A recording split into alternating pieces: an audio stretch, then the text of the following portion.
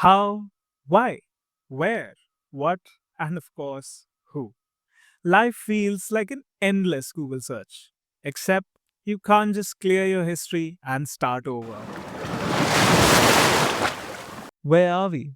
We are in that quiet space where the world hasn't collapsed, but something inside us has. Where everything seems fine on the surface, but meaning has quietly slipped out. And in that silence, a question remains: why live at all? This is where we meet Arjun.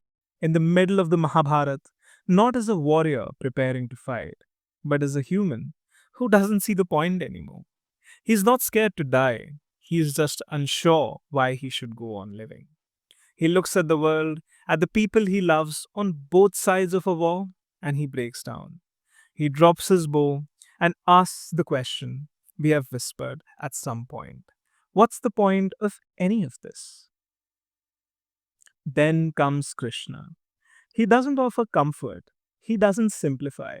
He says, do your dharma, let go of the outcome, play your part. At first, it sounds harsh, maybe even cold, but Krishna isn't offering obedience, he is offering alignment. For dharma isn't a job description, it's not your career, it's not your Instagram bio, it's not what your parents wanted. It's the thread that ties you to the universe, to everything else. The quiet current that reminds you you were never separate to begin with. This union, this concept is yoga. Not stretching, not poses, but union. To act not from craving, but from wholeness. To live not because life makes sense, but because you're willing to show up for it. Arjun rises, not because the war is any different, but because he is. He doesn't get up with answers, he gets up with surrender, not to fate, but to flow. Shakespeare called life a stage and said we are all just players.